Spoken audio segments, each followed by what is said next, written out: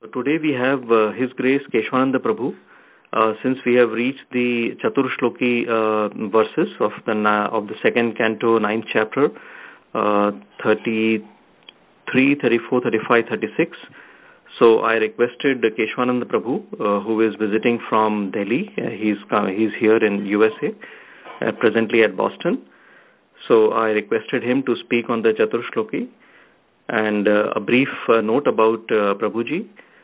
He focuses on university and student preaching in India, and he has written books in a very simple format for students to understand. Some of the titles of the books are Crazy Ideas, that is one book. The other book is Cheater and the Cheated. Then there is one, Mighty Efforts, and he has also written books in Hindi. And Prabhuji is a brahmachari. He is a disciple of His Holiness Bhakti Vikasa Swami Maharaj. And I would request, now I'll hand over to Prabhuji, who would give us the lecture on the Catuh Shloka in Srimad Bhagavatam. Prabhuji, are you there on the call? Yeah, Hare Krishna. I am Keshav Anand, and presently I am in Boston here, and Praveen Govind Prabhu has given me an opportunity to speak on this conference. So, and he has requested me to talk on Srimad Bhagavatam, second canto, 9th chapter, and these 4 verses, 33, 34, 35, 36, which is famously called as Catuh Shloki Bhagavatam. So I think I should start. Om Ajnana Timirandasya Jnananjana Shalakaya Chakshur Unmilitam Yena Tasmai Shri Guruve Namah. Shri Chaitanya Manobhishtam Sthapitam Yena Bhutale Swayam Prupakaram Dadati Sapadan. Jai Shri Krishna Chaitanya Prabhu Nityananda Shri Advaita Radha Srivasadi Gaur Bhaktivedanta. Hare Krishna, Krishna Krishna, Hare Hare, Hare Ram, Ram Ram, Hare Hare. Srila Prabhupada ki jai. So, thank you to all of you coming on this conference. And I'm going to talk on Srimad Bhagavatam, second canto, 9th chapter, and the 4 verses, which is Catuh Shloki Bhagavatam. Krishna spoke to Brahmaji, and this Bhagavatam is such a big scripture, 18,000 verses, 12 cantos, and who other than Krishna can compress 18,000 verses into 4 verses? It's practically impossible. And Krishna is nice. He speak less words but more meaning. This is, in Sanskrit is called Alpa Shabdam Analpa Artham. This is what is the quality of great people also. If you read qualities of Krishna, it is said that great people, when they speak less words but more meaning. This doesn't mean that they speak less. If you read Krishna's pastime, if you see Golok, if you read all the pastimes of Krishna, Krishna speaks so much. Nobody can speak more than Krishna, definitely. He jokes with his friends. He speaks with Yashodama, Nand Baba, to gopis. He's always joking. With Madhu Mangal, he's playing, and he's always chatting, and he's always dancing. He's hilarious, humorous, and that is why Rupa Goswami calls Krishna as Dhira Lalit. And so if you read Nectar of Devotion, Srila Prabhupada's Nectar of Devotion, there Prabhupada writes that Krishna has 4 qualities. Krishna has many qualities, infinite qualities, of course, but he manifests only 64 in this material world to humans, to be mortals here on this planet.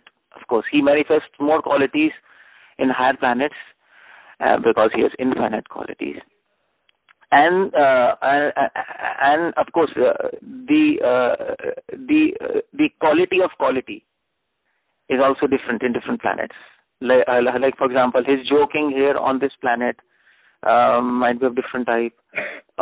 On higher planets, the joking is of different types, because in higher planets, if he takes incarnation, suppose if he took incarnation as Vaman avatar among demigods, Among humans, he took incarnation as Krishna, Ram, we all know.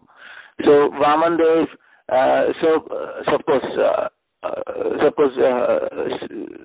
so we don't know what he was doing in details in heavenly planets before he went to Bali Maharaj as Vamandev to ask for 3 steps of land. That's another thing. But of course, he was there in heavenly planets, and there are descriptions in Bhagavatam where when Vamandev is born to Kashyap and Aditi, where demigods are coming and giving him gifts like belt, umbrella, and all these things. So definitely they would have got some conversation also. And Krishna would have talked in form of Vamandev to demigods, but that would be in different style, in different etiquettes, different manner. So Krishna is, Bhagavatam Swami says, Srila Prabhupada writes in Active Devotion, there's one more quality of Krishna, Vakpatuta.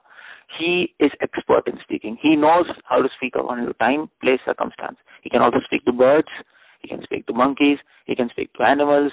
He knows all languages, and that is Krishna. So Krishna definitely talkative. He likes to talk. He likes to talk to his devotees. That's why there's one named Dhira Lalit. Dhira Lalit, that's what I was talking. Prabhupada says Lalit means humorous, playful, frivolous, talkative. This is Krishna. This kind of personality Krishna manifests in Vrindavan. In Vrindavan he manifests Dhira Lalit. But you know this name, Dhira Lalit. If you know Sanskrit, you will understand. Dhira means, Dhira has 2 meanings. Dhira means sober person. Actually, Srila Prabhupada translates in Bhagavad Gita. So that verse is there, Bhagavad Gita, Dehinosme natha dehe kaumaram yavanam jara tatha dehantar praptir dhiras tatra namoyati. There Dhira Prabhupada translates as sober person. Soba means calm. So Krishna's name is Dhira Lalit. He's calm and he's humorous and frivolous. How does it go together? It seems contradictory. A person who is calm, serene, peaceful, he's not supposed to be humorous, frivolous, playful. So how do they go together? Krishna is called Dhira Lalit because Krishna, Prabhupada says, Krishna's senses are controlled. Dhira means who is calm, who is peaceful, whose senses are controlled. He might be joking, he might be speaking, but he is in control of himself. That is why he's sober. That is why Krishna is called Dhira Lalit. He is in full control of himself. He's not under control of anybody, and that is why he's Dhira and Lalit, because he does joking, he talks, but at the same time, he talks sense. Of course, he doesn't talk nonsense. Even in joking, he talks sense. That is Krishna. That is Krishna. So he's not like us. My point is that he has, and of course, he's not like anybody also, anyone. He's like himself. That's what poets like to glorify Krishna as. He's like himself. There's no comparison. So, alpa shabdam analpatham. That's Krishna. Krishna speaks. He speaks less words and more meanings. That's what I was talking.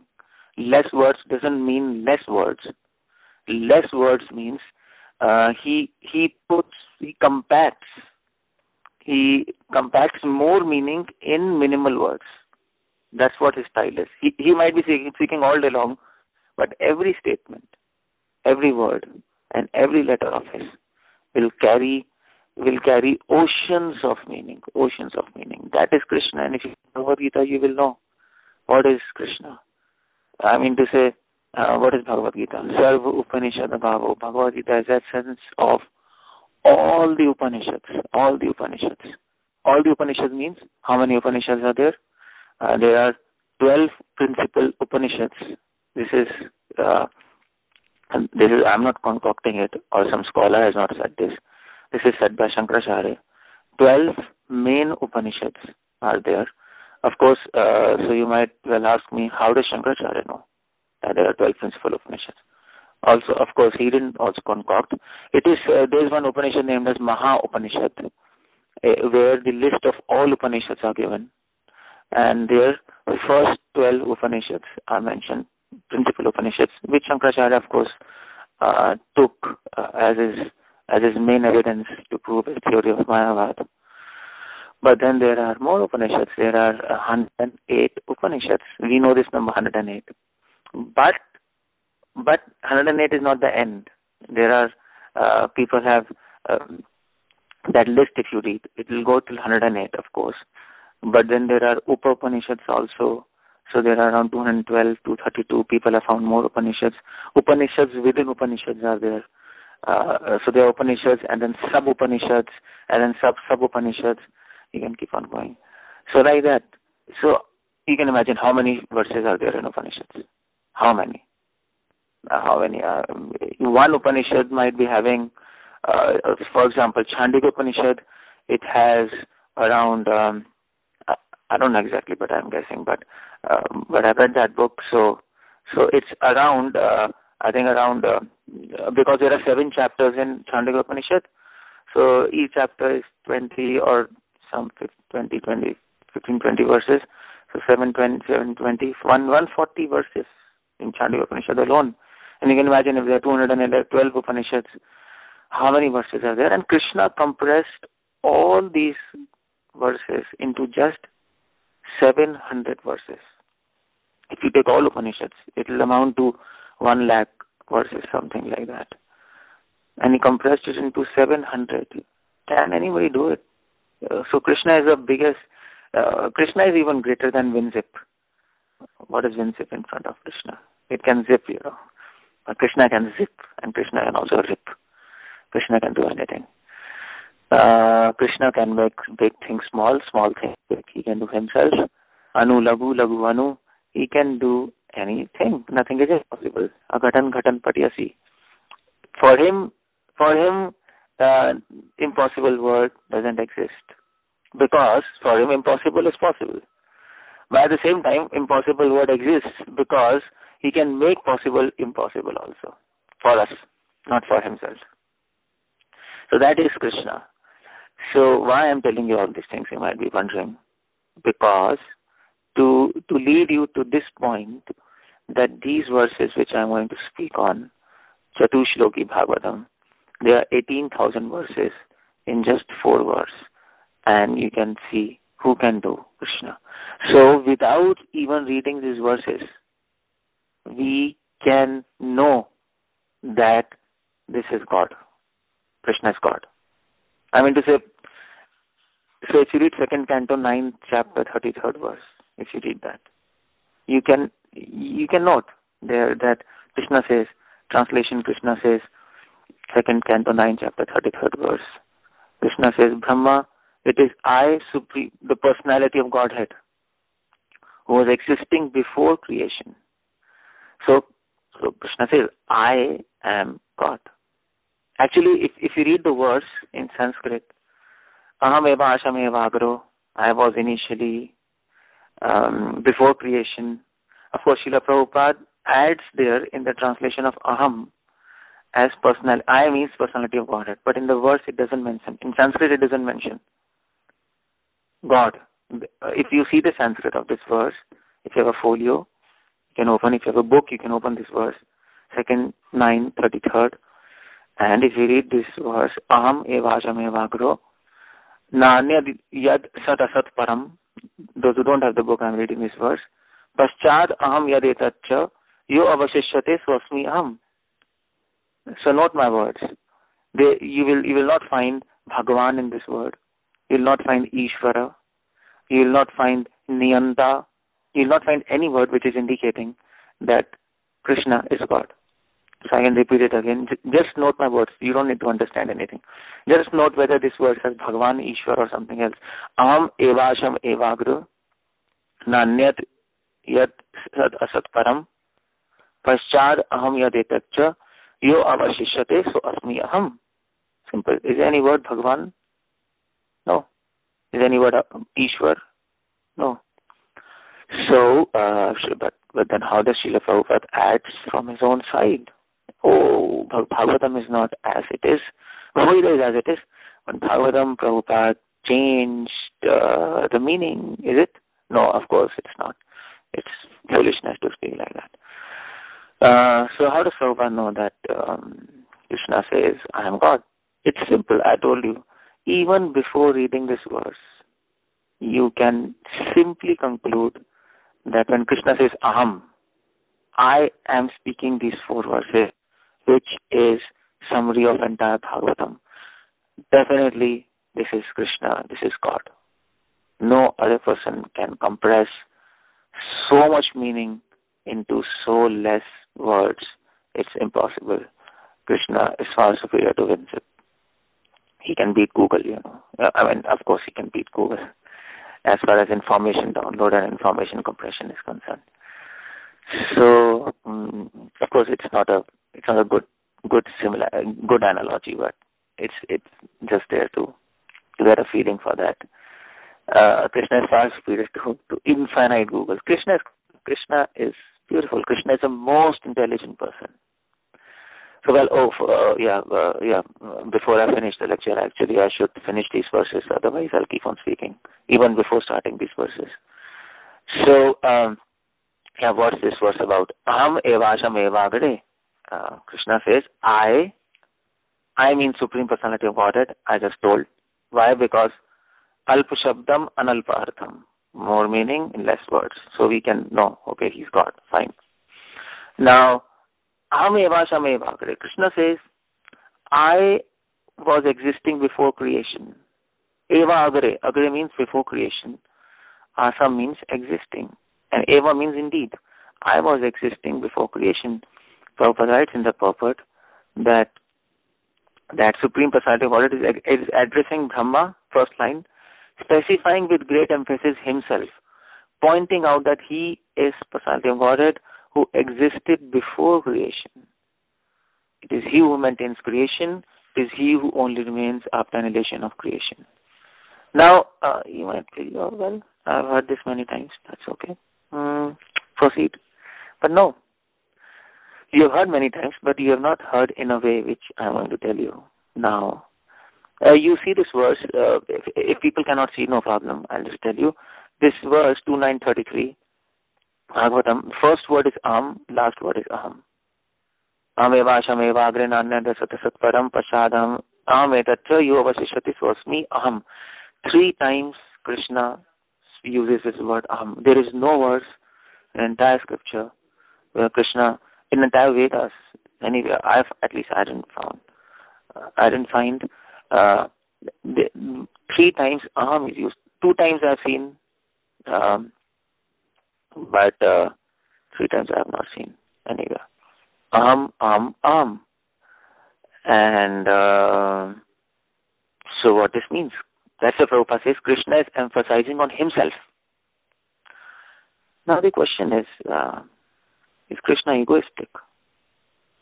He's talking about himself. What's this? This is funny. I mean to say, no good person likes to talk about himself.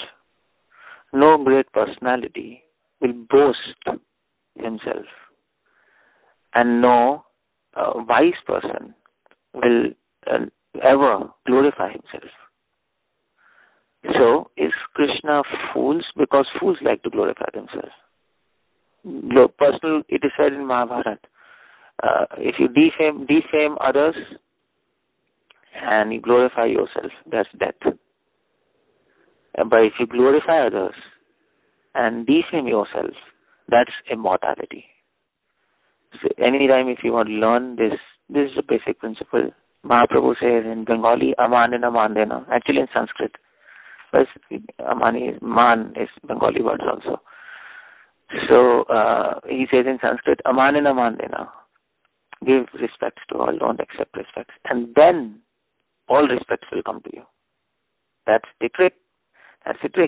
So Krishna says aham 3 times. What's happening? Is Krishna going mad or what? Has he forgotten he's a great person? Or he's talking to Brahma first of all. Brahma is himself so wise. So of course Brahma can immediately sense, what's happening. Krishna is becoming egoistic. Let's leave Krishna and I'm God and I'll choose some other person. No, it's not like that. the point is that that Krishna is using 3 times this aham to not to boast about himself, but there's a principle in scriptures. What is so spontaneous to you, that thing, what is spontaneous to us, that can never be boasted. The point is, if you want to understand the point I'm telling is, that suppose you go to a friend and if you tell him, I eat twice a day. Oh, I every day brush my teeth. Yeah, I brush my teeth. So you don't keep on repeating this fact. I brush my teeth, I brush my teeth, I brush my teeth 3 times. So repeating the fact, I brush my teeth, doesn't make it important. Because it's not important. Because why it's not important? It might be important to you, brushing your teeth. Maybe to some person, XYZ. It is not important to everyone. Why? Because everyone brushes. It's a common thing which everyone does daily. Nobody thinks about it. They just do it. It's spontaneous. You have to get up first. You have to brush your teeth. That's all. Finish. So you can't make it more important by speaking more time. By speaking more times. Doesn't happen like that. But for other things, it might happen. If you repeat means emphasis. For example, if you say, I'll kill you, I will kill you, I will kill you. So don't worry, I'll kill you. So then, of course, then you're frightened. Oh my God, he's going to kill me. Or people say divorce. In Islam, they say talaq 1, talaq 2nd time, and talaq 3rd time. So then, okay, oh my God, I got divorce. So then it becomes important. So for Krishna, aham, that's, even he speaks many times, it's not that important from Krishna's perspective. Because Krishna is God. Every day he hears glorification of millions and millions of devotees. And they say, Krishna, you're God. Everybody knows Krishna is God. Everybody knows means you might think, who the hell knows in America who is God? But we're not talking about America. We're not talking about this earth. We're talking about Maharjanas, Tapasatte, Atal, Vital, Sutal, Talatal, Mahatal, Asatal, Patal, 14 planetary systems. And we're not talking about 14 planetary systems only. We're talking about innumerable universes. That's what we're talking about. And it is said in scriptures, except earth, everywhere people at least know this, that Krishna or Vishnu is supreme. Even Hiranyakashipu, Hiranyakshni, Vishnu is supreme. They were staying in lower planetary systems. Even demons know Krishna is supreme. What to talk about divine people? Only in his confusion on earth. And of course, in this time, in Kali Yuga, who is God? Otherwise, everybody is pretty clear. Of course, that's another thing that divine people they want to praise Krishna, and demons want to kill Krishna. But humans do not want to do anything with Krishna. That's the problem. They are in between. They are limbo. Earth is in between, isn't it? 7 up, 7 down, planetary systems. So Earth is hanging in limbo, and people are hanging in limbo. That's the point. So from Krishna's perspective, speaking aham again and again, it's not emphasizing something. It's not boasting. Just like for us, from my perspective, if I speak, I'll brush. It doesn't make it important. Okay, I'm brushing. Yeah, this is a fact. See, so the Krishna is repeating for whom? For people who do not know. For them, it is important. Just like if I go to a tribal person who doesn't brush, who for his entire life he didn't brush. Of course, you can't talk to him first of all. But but he didn't brush, and if you go and give him a lecture, first of all you tell him just keep shut and hear. Don't open your mouth, otherwise I might die. And then there's nobody to give lecture first of all. So just keep your mouth shut And then of course, and then we'll say first point is, my dear tribal person, you have to brush, and you have to brush. So for him, it is important. That's why I'm repeating thrice. But from my perspective, okay, that's okay. So if I happen to meet a tribal person with one of my friends from America, and if I tell tribal person in my lecture, you have to brush. For my friend who is hearing the same statements, he says, oh, okay, fine, for him it's not a big thing. It's usual. But for a person who is not doing it, it's a big thing. So Krishna is repeating around 3 times, not to boast. It is normal. Everybody knows. If Krishna would have said this verse, Krishna, that's why he's saying to Brahma. Brahma is not so surprised. It is not for Brahmaji. Brahmaji knows. It is for us. That's why Krishna is repeating through Brahmaji. That's the solution why Krishna is speaking 3 times. It is not for Brahma. It is for us. For passing on to us through Brahmaji. So for Brahmaji it's usual. He said, okay, yeah, Krishna. You can say infinite times. And that's okay. That's okay. I don't find it so egoistic. Oh yeah, I'll tell you one more thing. In Mahabharata, there is, when Krishna is speaking Bhagavad Gita, then Sanjay is narrating Bhagavad Gita simultaneously to Dhritarashtra. Everybody knows. Back in Hastinapur, and Krishna is standing in Kurukshetra, delivering preaching his lecture, his Bhagavad Gita to Arjuna. That everybody knows. But people do not know that. When Krishna is delivering Bhagavad Gita to Arjuna, then what happens is, then Krishna is speaking about himself, of course, in Bhagavad Gita. I am God, Bhoktaram Agatapsam, Sarva Loka Maheshwaram, everybody, I am supreme, I am this, I am that, 10 chapter, I am this, that. I'm wind, I'm this, I'm that, I'm greatest, and all these things. So Dhritarashtra, Sanjay is narrating everything to Dhritarashtra. And Dhritarashtra says to Sanjay, it looks funny. Why Krishna is saying, I am this, I am that. It looks a little funny. So Sanjay tells Dhritarashtra, in Mahabharata, this is in Mahabharata, Sanjay tells Dhritarashtra,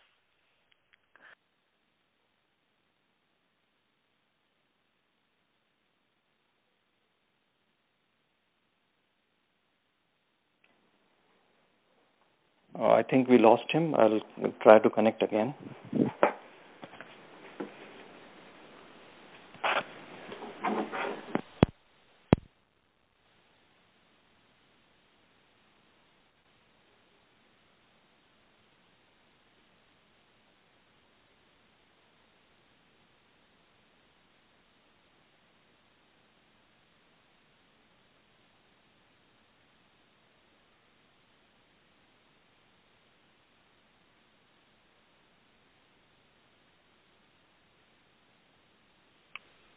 Yes, Prabhuji, you are in now.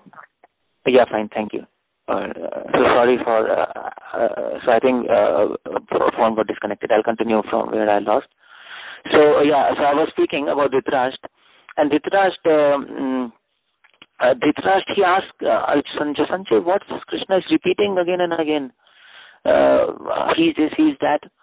Sanjay tells Dhritarashtra, the point is, even though I'm hearing directly Krishna by the mercy of Vyasadeva, and I'm able to see that scene by the mercy of Vyasadeva.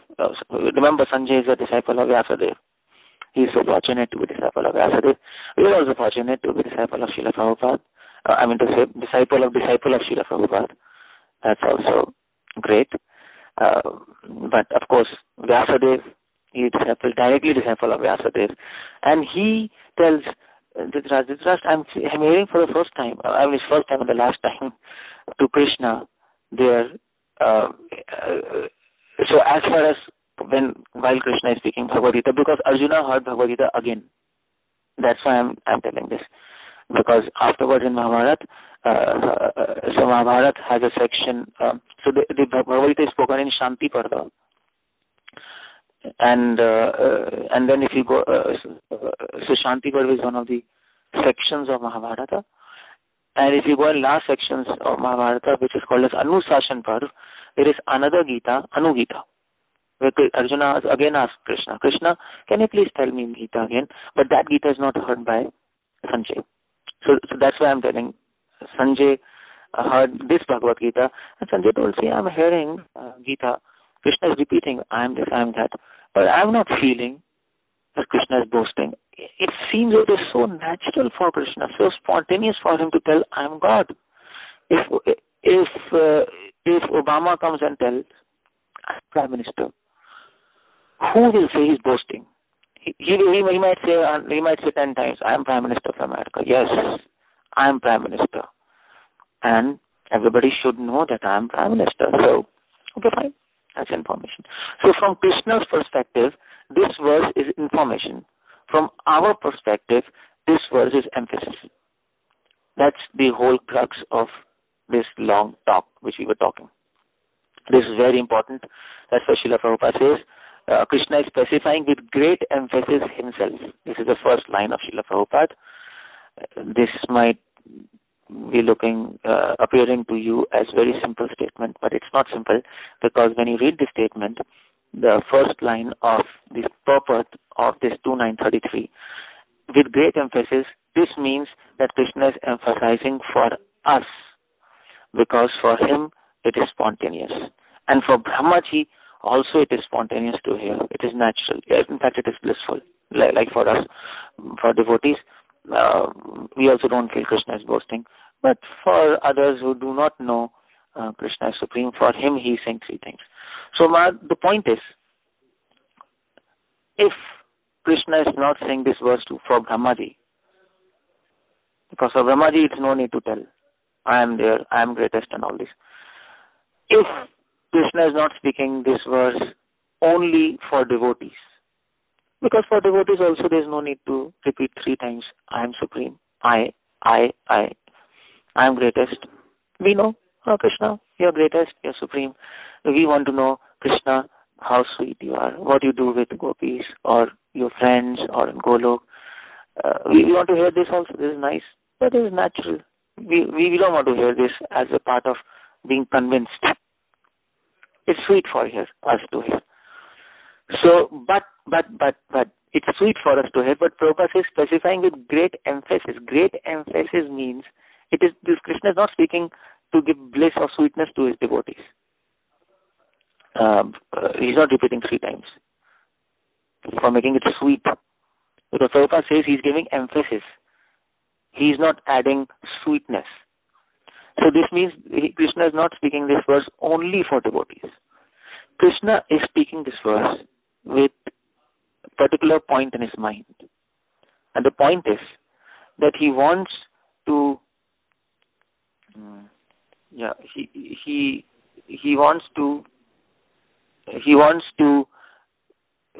refute impersonalism in this theory. He is speaking this verse to impersonalists. He's addressing impersonalists. He's addressing skeptics.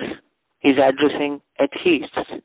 He's addressing materialists through Brahmaji and through his devotees, because this verse is spoken by Sukadeva Goswami or maybe Sutta Goswami, whatever you feel. That is why Prabhupada, in this purport, if you read, in this purport, Prabhupada brings, if you read this purport entirely, Prabhupada starts refuting impersonalism. Prabhupada says in one of his, I think this is the second last verse, Prabhupada says, in some Vedas, it is said that in beginning only the impersonal existed. Prabhupada is talking about impersonalism. He's refuting impersonalism in this again and again. Formless and all these things. Prabhupada says the Kuntha is not formless. It is Krishna is having form, qualities, pastimes. That is why our Acharyas and Prabhupada have started defeating impersonalism. Because Krishna is addressing to impersonalists. Now if you go to Vrindavan, and if you ask purport to this verse, devotees will talking, not devotees, I mean to say, these Babajis on Radha Kund, Shyam Kund, they will read, if you give them Prabhupada books, and if you ask them to read this verse, and if you ask them to read the purport to this verse, they will say, yeah, this is dry, I need some juice, this word, it's a famous word, juice. I'm not talking about orange juice or mango juice, but this juice is a famous word in Vrindavan, which is called rasa. And then they say there's no juice in this verse. It's dry, it's philosophy. Why? Prabhupada is always doing this. Prabhupada is just speaking against impersonalism in this verse, and then they start commenting on this verse in a juicy way, in a rasic way. You can do that, no harm. You can do that. Acharyas have written commentaries. But at the same time, Prabhupada is not wrong. Prabhupada is very intelligent. Prabhupada knows what previous Acharyas has said. Prabhupada also knows what Krishna wants to say. The idea to give, to interpret any verse, the idea to explain any verse is to go behind that verse. That's how you understand what is there in that verse. Why I'm telling you this is because if you read Bhagavatam and Bhagavad Gita, many devotees do not read Bhagavatam, Bhagavad Gita. I'm sorry for that. They might read, at least I have seen that. So they read many verses. People read verses daily also. That's good. That's nice. But the point is you have to go in the spirit of that verse. People read those verses. People speak those verses. People comment on those verses. They like to preach on those verses. But the point is that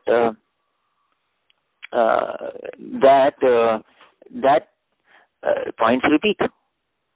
All verses. Points repeat again and again. That's why many classes become boring. And if you read Bhagavatam, points will repeat. You might be thinking, what is happening, Brahma is saying Krishna is supreme, you're maintainer, destroyer, creator. Vidurji is saying in his prayers, you're maintainer, destroyer, creator. Kunti Maharani says, oh, you're a supreme person.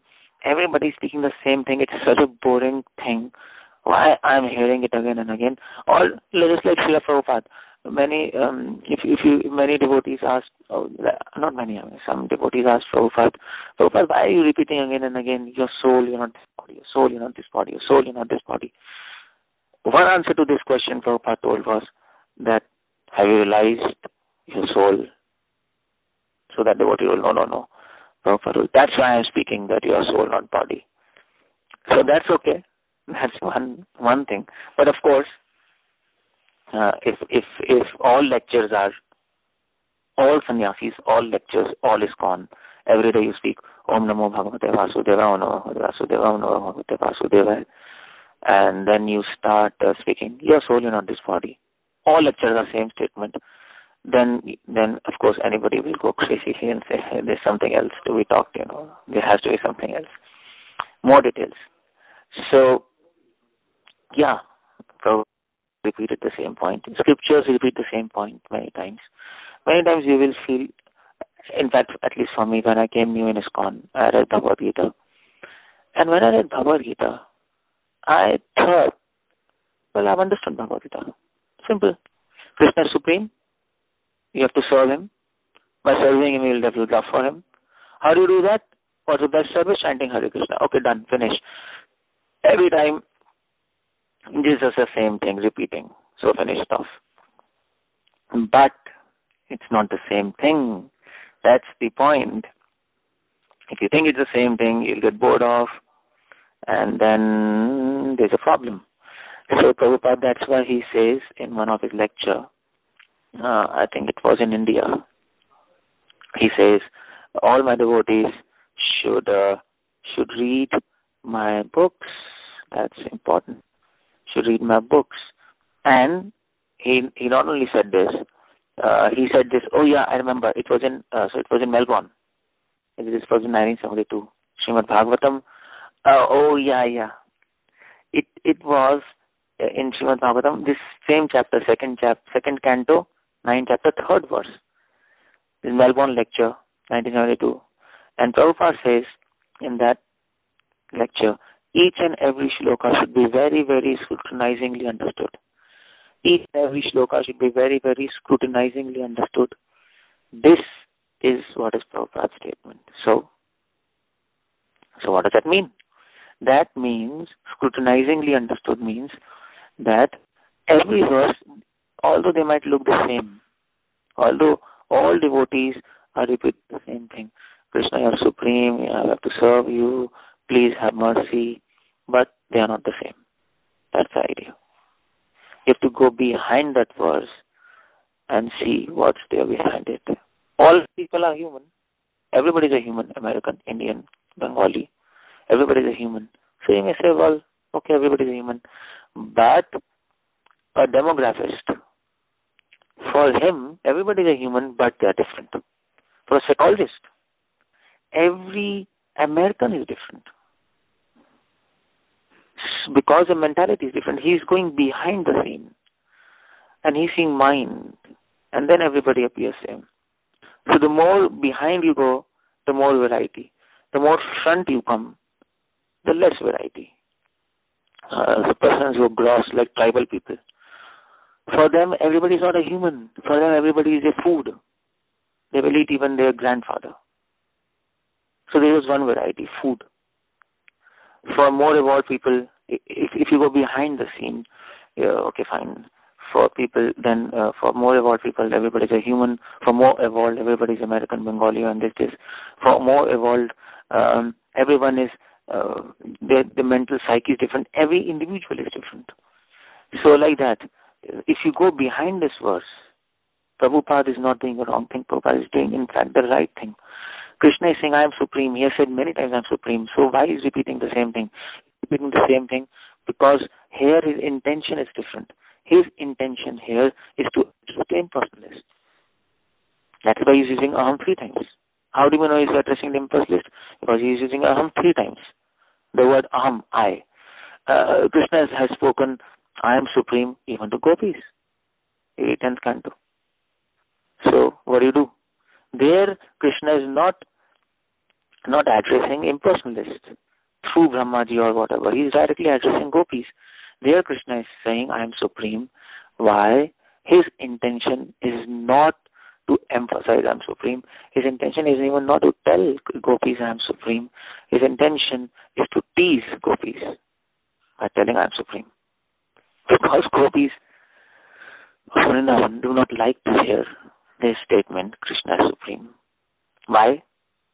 Because they know Krishna is supreme. They say, Krishna, we don't want to hear this. We want to hear. We know this. That's fine. For us, it's okay. Even if you're not supreme, it's okay. Why are you teasing us by saying, I am supreme? Do you want to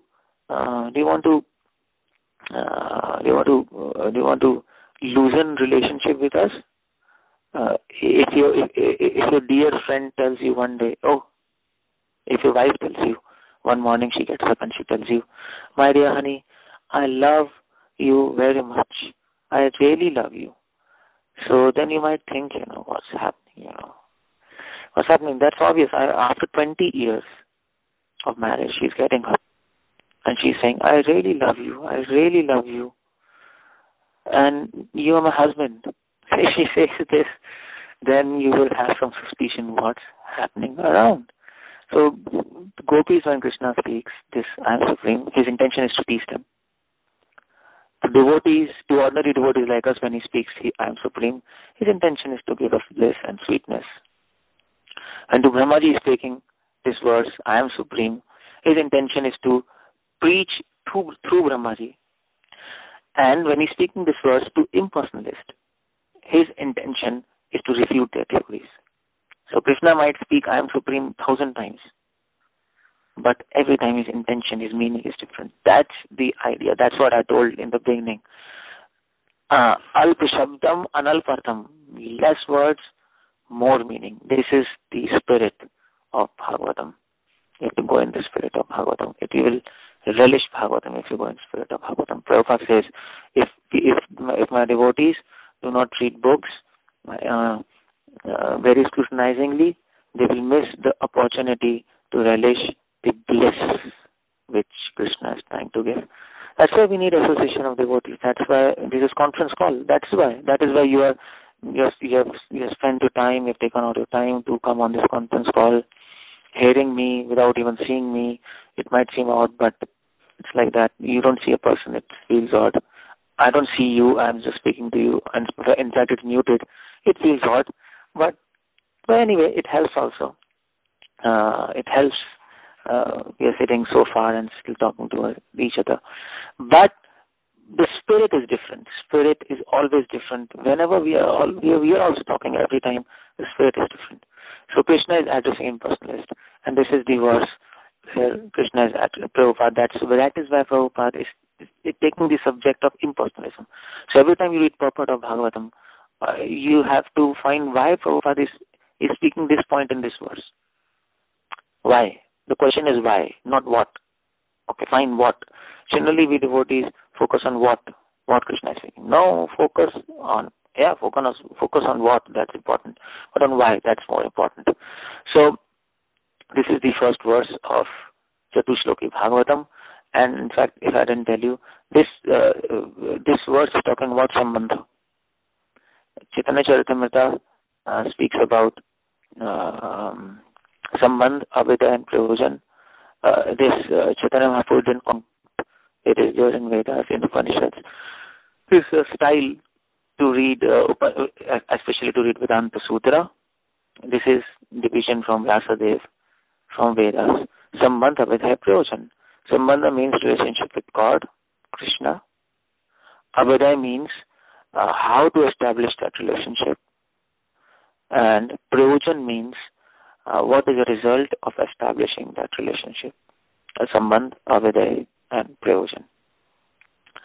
So this verse is categorized in the Sambandh. This is another way to very, very scrutinizingly read the verses, in which category this verse comes.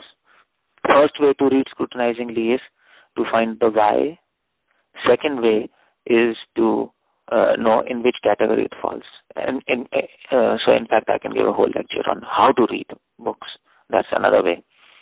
So that might be another lecture sometimes, some other time. But well, this is what you have to see. So Prabhupada is genius. Prabhupada, our acharyas are genius. They don't like to speak everything in everything. They like to speak something in everything. They like to speak specific points in these verses. You have to. Sukadeva Goswami is not mad to repeat things. Krishna is not mad to repeat things. First of all, this question should come in your mind. That's all. This basic common sense. Why repetition? Repetition is a fault in literature, in poetry, in linguistics. It's a fault. So nobody repeats. So until unless you want to emphasize, just like in this verse, or just like all over Krishna is emphasizing, or either you want to emphasize repetition, or you want to repeat with different intention, different meaning, different people you want to address. So this verse is talking about Sambandha, relationship with Krishna. What is the relationship? This verse is talking about who is God? That's the first thing in relationship, isn't it? Relationship with whom?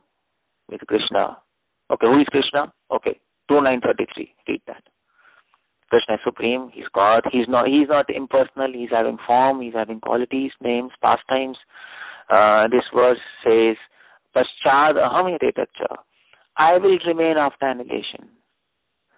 So this shows, Sridhar Swami writes, Prabhupada comments in his purport. Sridhar Swami explains in his note, Prabhupada says here, I'm quoting Prabhupada in the purport, during annihilation of creation, who serves the Lord? This is the question. So Krishna says in the verse, I remain after annihilation. So the question raised here is, who is serving God after annihilation? Annihilation after he has destructed this verse. Nobody is there. Krishna is alone. Is really Krishna alone? That's the point. Before creation, Krishna is there. After creation, Krishna is there. But the question is, before creation and after creation, is Krishna alone? That we can't accept. That Sridhar Swami can't accept. that Prabhupada says no. Because somebody has to be there to serve Krishna. You can't separate Krishna from his service. Service and Krishna are one. They're simultaneously one and different. Just like name and Krishna is one. You can't separate. You can separate if you're an illusion, that's another point. But if you're liberated, it's impossible to separate. So who serves Krishna? So this means Krishna is having form and qualities and pastimes, because for service you need a form. You can't serve impersonal thing. Krishna says after creation, I am there. I am there means he's not impersonal. Because he is there, then service is there. Service is there, then this means this is having name, form and pastimes. So Prabhupada says Krishna is having his name, form, pastimes. After when creation is destroyed, still is there. This means he's there. This means he's having his own abode. He's having Vaikuntha. He's having Goloka. He stays there. So all these things are there. And Krishna is not formless.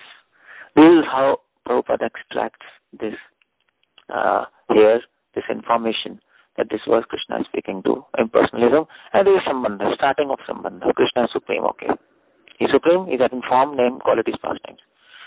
Next 34th verse is also comes in Sambandha. Okay, fine, who is Krishna?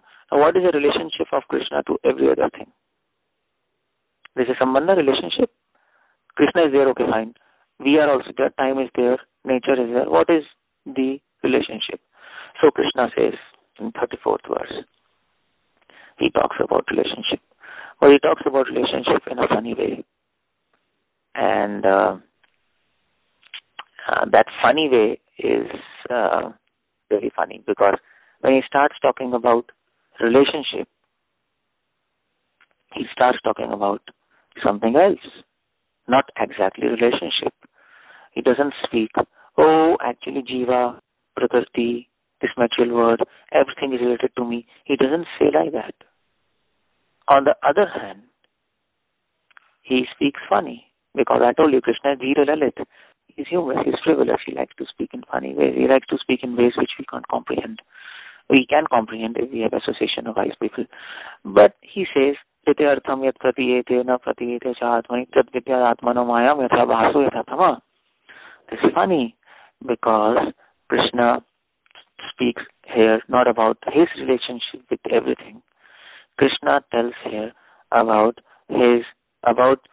those people who are not able to realize his relationship with everything. He is not talking about relationship here. He is talking about disconnection relationship. That's the funny part in this verse. Disconnection relationship. And how to disconnect that relationship? Through Maya. Illusion. He's talking about illusion in this verse. So in one verse, I told you, less words, more meaning. Krishna says, "Oh Brahma, whatever appears," this I am reading translation, 34th verse. "Oh Brahma, whatever appears to be of any value, if it is without relationship to me, has no reality. Know it as my illusory energy, that reflection which appears to be in darkness." Absolutely amazing verse. If you just think on this verse, you can think for a while. I can speak on for a month on this verse. I can keep on speaking. Such a beautiful verse. It's a tasty verse, I can say. It's a juicy verse in itself. Juicy, I told you that word. So Krishna says, and of course it's not just juicy, you have to also understand the meaning. Krishna says, whatever rite artham yat pratiyate, whatever appears to be artham. Artham means a value.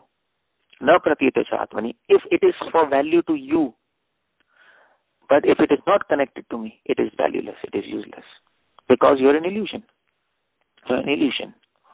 Through illusion, people think that things are not connected to Krishna. So Krishna is speaking in this funny way. Krishna is talking about disconnection.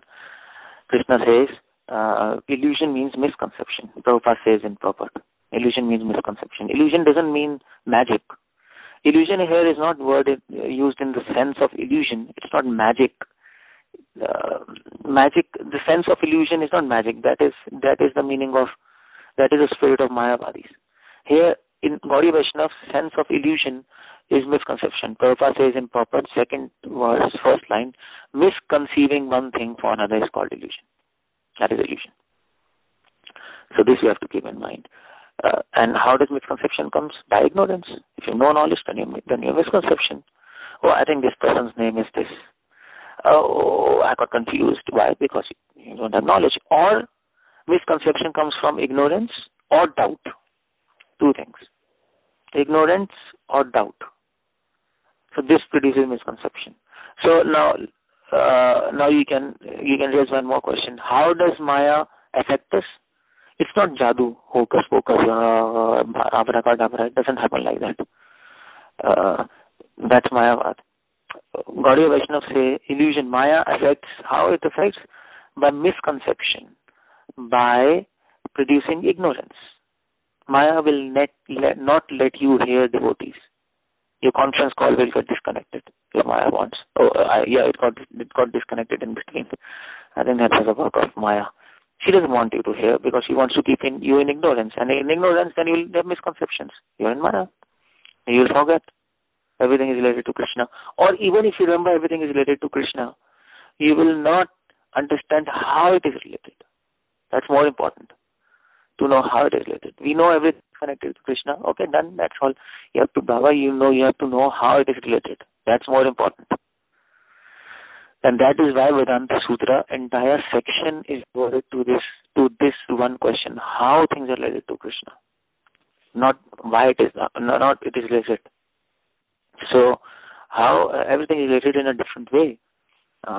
For example, reality is connected to Krishna. How? Because it is dependent on Krishna. We, time, and nature are dependent on Krishna for its function, for its movement, for sustenance, everything. And illusion is also connected to Krishna. How? In a different way. Illusion, Maya is also connected to Krishna, and that's another thing. Illusion is done by an energy of Krishna, Maya. It's also connected to Krishna, but in a different way. It is dependent on Krishna, yes, but its role in service of Krishna is to keep people in ignorance and doubt. But our role in connection to Krishna is to revive our relationship with God, serve Him in that capacity, and remove doubt and ignorance. So this is how both are connected. Maya is connected to Krishna. She is in service of Krishna what service of Krishna? She is in service of Krishna. She produces doubts and ignorance. We are connected to Krishna. We are in service to Krishna by removing doubts and ignorance. So see how connection is different, isn't it? It is different for both. Like this, for everything it's different. For demigods, they are connected to Krishna in a different way. We are connected to Krishna in a different way. Plants are connected to Krishna in a different way. And we should learn all these things. Just like we say, sun and moon are the eyes of God. Prabhupada says so many times. So they are connected to Krishna in the way eye is connected to this body. And we have to keep in mind. Water is a taste of water is Krishna. Water is connected to Krishna in the form of taste. And we have to know. And that is what Maya will not let you know. So Maya will keep in ignorance, or how it will keep in ignorance? By doubts. You will have doubt. I think I know. This is also doubt. It's a big doubt. One doubt is, I think, I don't know. I'm in doubt. Another doubt is, I think I do not know. It's another doubt. He's saying that I don't know, but I think I know. I'm in doubt that I'm not ignorant. So that's also doubt. So Maya is very tricky. Maya will keep in doubts or ignorance, and that's how she'll for these misconceptions. And then Maya will. So Maya means misconception. Be careful of misconceptions. If you want to get free of Maya, you can pray to Krishna. That's nice. But from your end, we should try what we should try to do. we should try to get rid of ignorance and doubt. Ignorance how?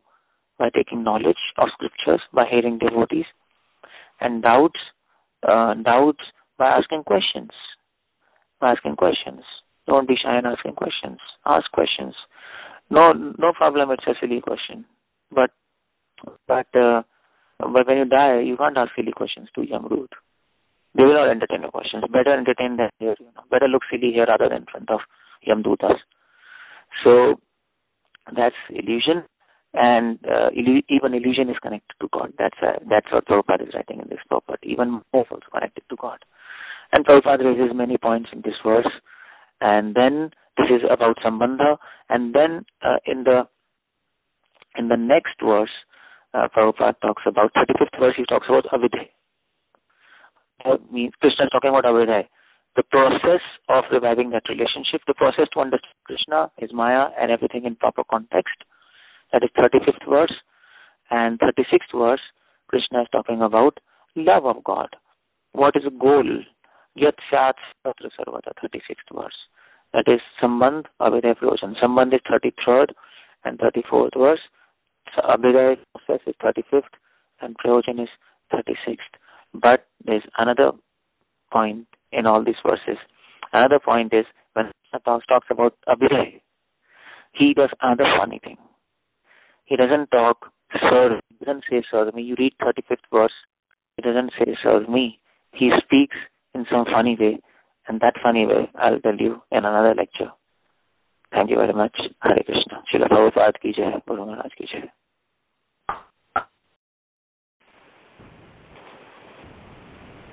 Hare Krishna. Thank you, Prabhu, for the wonderful lecture. We could see that how a young brahmachari speaks. It was wonderful when you said that it's better to clear the doubts here and not later when you are standing in front of Yamraj or Yamdut. I really love that.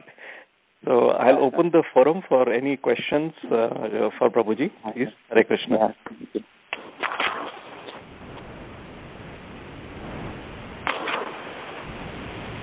Hare Krishna, Prabhuji. Danvat Pranam. Yeah, Hare Krishna, Prabhuji. Danvat, yeah. Jai Radhe, Jai Radhe. So, I really like your, for that sloka, you were saying that one should just not just look at it in the front and back and this and things like that. So I would like see if you could explain that a little bit and try to kind of show more lights on that, how one should do that. So which verse are you talking about? Can you please come again? No. Generally, you're saying that when we are studying or hearing the verse, or you could say studying the verse, one should just not look at from front obvious, but one should go deep in there or behind it, things like that. Yeah. Actually, what I was talking about there was, I was explaining that when we read Bhagavatam or when we read Gita, generally people focus on what means, what is the content of that verse. Like, for example, this verse only, Krishna says in 2nd chapter, this 933, Krishna says, I am supreme. Okay, fine. So, but this is the content of that verse. Content. So generally devotees focus on the content. Okay, this verse speaks these points. Fine. But if you want to go behind this verse, in the spirit of that verse, you have to question why. Okay, why Krishna is speaking I am supreme? Now, this question might seem absurd to you because Krishna is speaking, he is supreme. That's okay. That's fine. I mean to say that's okay. That's okay. But no, you have to ask these why questions, which might seem more often it will seem absurd at first glance, but it's not. So the first thing you have to do is, we want to go in the spirit. You have to speak why. Just like we raised this question, why Krishna is speaking 2nd canto 933? Why Krishna is speaking I am supreme? And then we concluded, okay, he is addressing impersonalist. That is why. So we got another light, another angle on this verse. And then if you want to go in the spirit of that verse, also we have to keep in mind when we are reading that verse that when Krishna or anybody is speaking that verse, they are repeating many things. again and again, again and again, again and again. So you have to keep in mind, okay, why? So again, this why question comes. Why this repetition is happening? So when we read Bhagavatam, if you want to keep one word in your mind, if you want to go in the spirit, always when you read, ask why. What is provided by Prabhupada and all acharyas? Why is also provided, but it's very difficult to get that why out. What is okay? Everybody knows. Everybody knows what you have to chant, Hare Krishna. But the point is, nobody asked this question, why we have to chant Hare Krishna? Why only Hare Krishna? Why not other mantras? There are so many mantras. In fact, in Bhagavatam, if you go in Bhagavatam, nobody chanting Hare Krishna. You tell me. Dhruv Maharaj, he didn't chant Hare Krishna. And Prahlad Maharaj, he didn't chant Hare Krishna. So why we are chanting Hare Krishna? And in fact, Bhagavatam is a main book. So see this question. But keep in mind, if you ask why, it might be a little confusing. So why with devotees? Ask why, keep in mind, ask devotees, and then you will relish Bhagavatam. So this is what I was trying to say. We have to go behind the verse. If you have to go behind the verse, you have to unlock that verse. That key is why. That's the question. And very few devotees ask these questions. Why? Because of two reasons. First is either they're not trained to do like that. It needs somebody has to tell you to do like this. So either they're not trained, you have to get some guidance. Just like I'm telling you, so it's not a rocket science. That it's over to ask why. But the another point why people don't ask why is that they're fearful that they might become confused. Everything you ask why we have to chant Hare Krishna, why not other mantras? Then confusions come when people fear confusions. But the point is, Maya means confusion. So if you fear Maya, you have to fear Maya, but you also have to encounter Maya face to face. You have to encounter an enemy and defeat it. Otherwise, it's always there. You can fear, run away, then again it will come. So best is encounter it and finish it. And that's why this is how we read Bhagavatam, any other scripture. And that will make a difference between a new devotee and an advanced devotee. And that's where Rupa Goswami says, Nipun. He used the one Nipun. Expert. Samanvay. So I'm coming to Charlotte and I'll talk about this more, right? And, so that's there in one of my agendas of this lectures. So is it okay? Is it fine? Or anything else? No, good. It is nice and perfect, and actually, like I like that point very nice, and that's why I was trying to get some more so that everybody can rallies on that because if you somehow or other just like a food, if you just bite on it and gulp it down, it does not really have much thing going on. But if you chew on it very nicely, then it digests pretty good. So similar look that when we are reading like Bhagavatam or Bhagavad Gita or whatever Shastra, we really have to dissect it, almost each and every word, and try to understand it, because word also have meaning too. And even in a Sanskrit, one word, even like somebody may say that okay, this word meaning this, but that same word may have a different meaning in that verse, and from that word to word, meaning to meaning, that Sloka has a different references to everybody. So we have to really get into that mood to understand that the Sloka means life to you. And as it is stated that these Slokas are not just a dull blur item, they're actual personalities. So one should get benefit of that. Yeah, perfect, yeah. Nice. So I just wanted to also put a, you were saying it, but I also wanted to get something more out of it. That's the only reason. And I asked that question a little bit more. Hare Krishna. Thanks, Hare Krishna.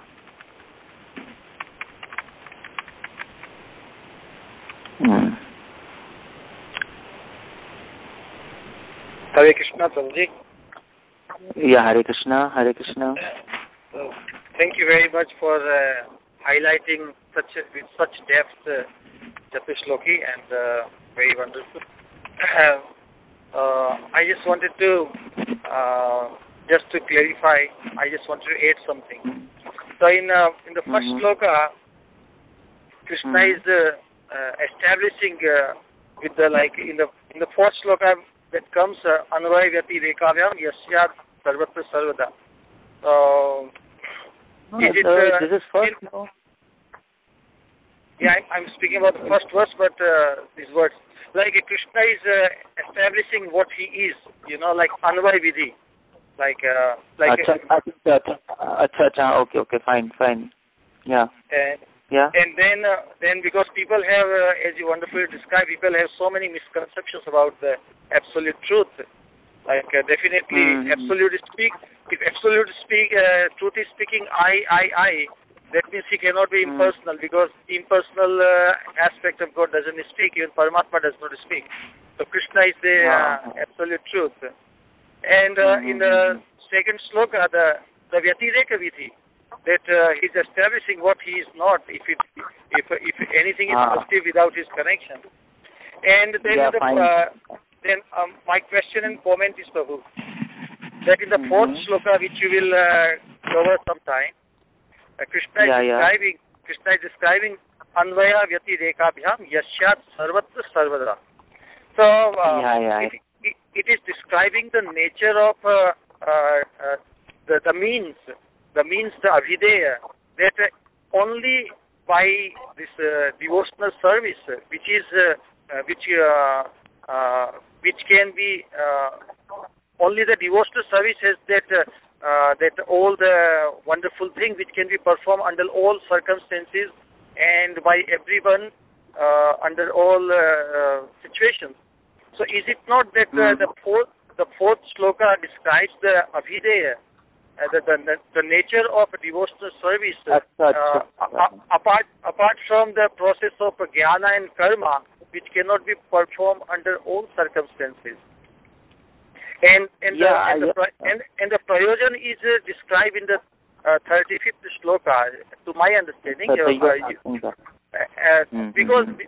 because they are describing such codes, and in order to attain, just like Vishnu Chakravarti Thakur says, that the first 6 chapters of Bhagavad Gita are like Karma Yoga, and the last are the Jnana Yoga, but central 7 to 12 something, they are like the Bhakti. So they are Bhakti is put in the center. In the same way, the prayojan, the real rahasya, which is only understood by by pure devotional service, that is kept in the center. Maybe you have more study than myself. Because this particularly establishes the highest importance of devotional service over other processes. Yatshat Sarvatra. In purport also, Srila Prabhupada says that devotional service can be performed even in the womb and different places, and even in this young age. But my point, what's the question here? I can get you. That the prayojan and avideya.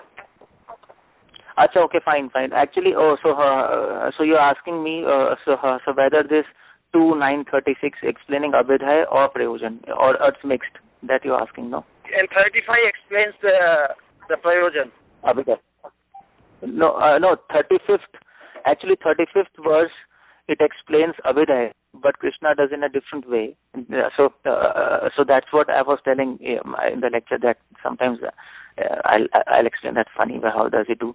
Because in 35th verse, Krishna says, I myself exist within everything, at the same time I do not. So this is the process of devotional service. So in other words, Sharanagati. He's talking about dependence and independence here. What is Sharanagati in this verse? But that's another subject, another discussion. But 36th verse, he's talking about prayojan. He's talking, goal is love of God. Anvaya Vyatirek. The point is, what is the goal of life? It is so it is not easy to define what is a goal. Goal of life is love of God. That's okay. But how do you define what is a goal? That is a big question. and big inquiry in scriptures. What is a goal? Because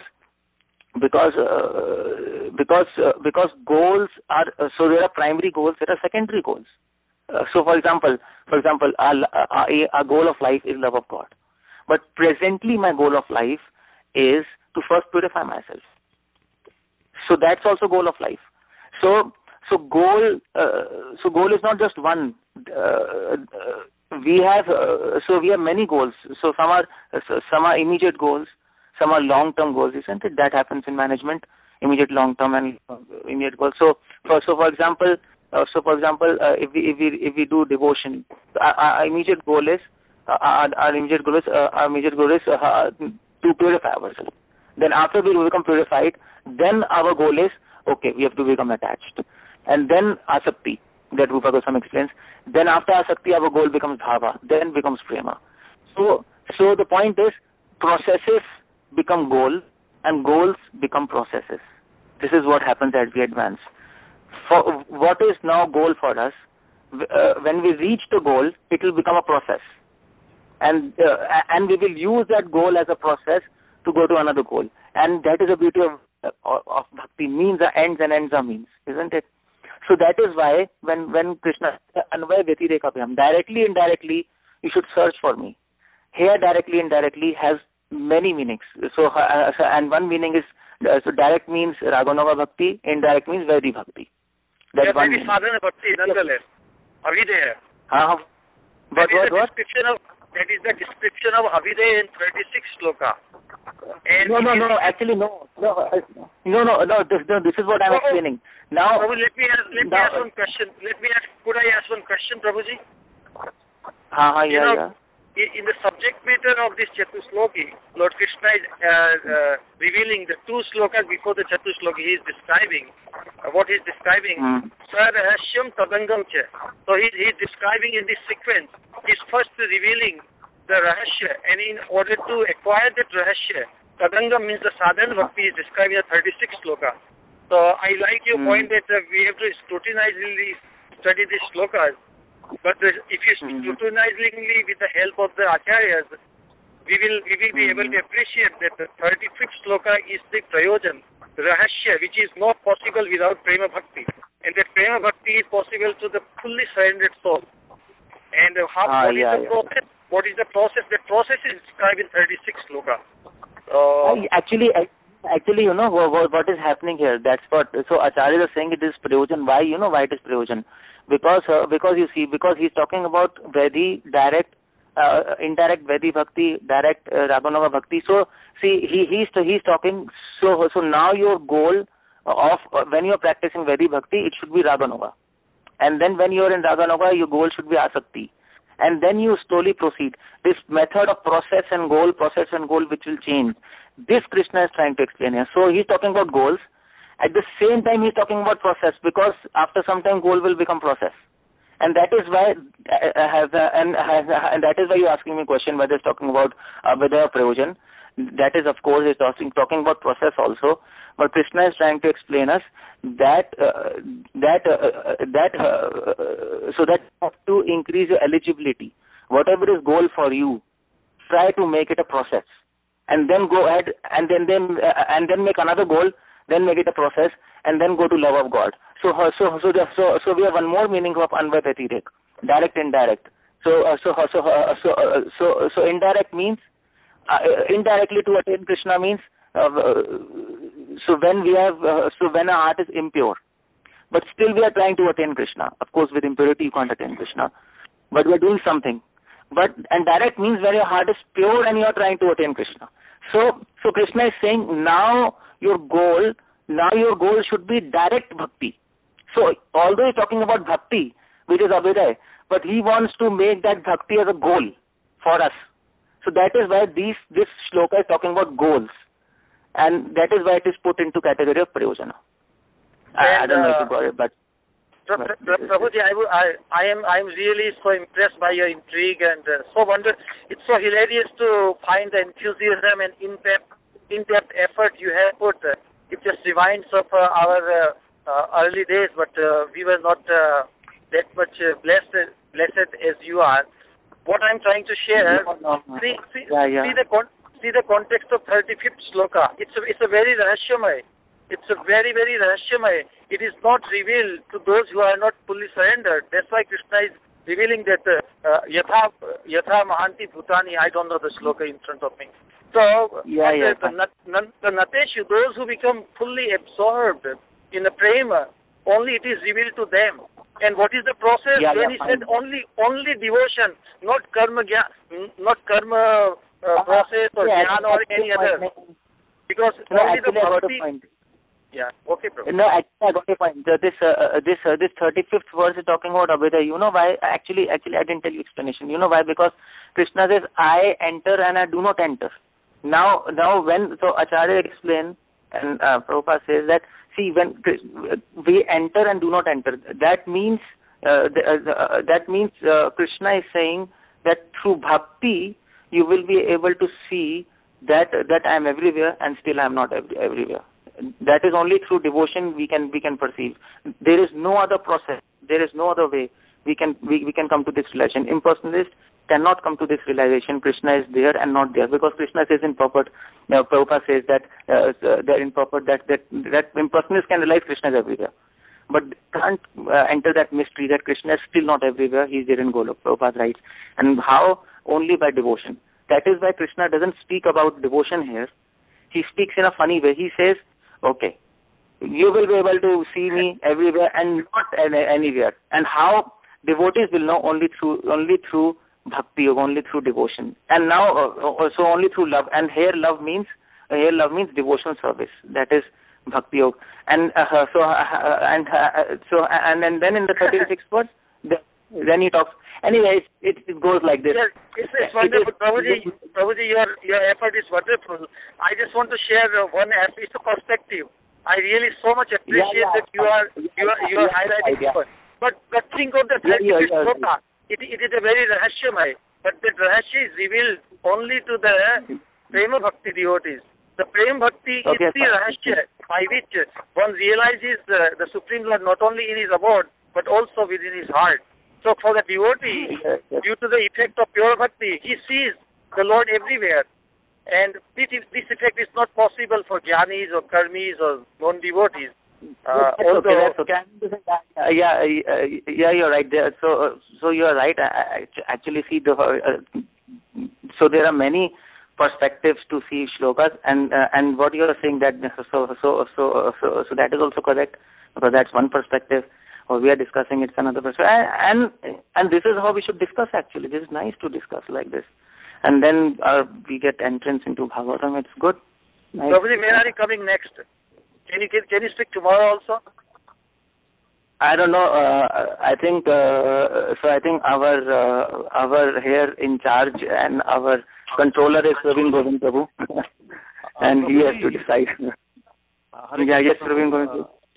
Yes, Prabhuji will be Govind Madhav Prabhu. Prabhuji will be in Charlotte. So on Sunday I'll schedule another call with him. Okay, that's great. Hare Krishna. Hare Krishna. Hare Krishna. Hare Krishna. Yeah. So I think it is time. It's 8:51, so we can end the call here now. Yes, Prabhu. Yeah. Thank you for bringing this, Prabhu. Such a joy. Vansha kalpatrubhyascha kripa sindhuvevacha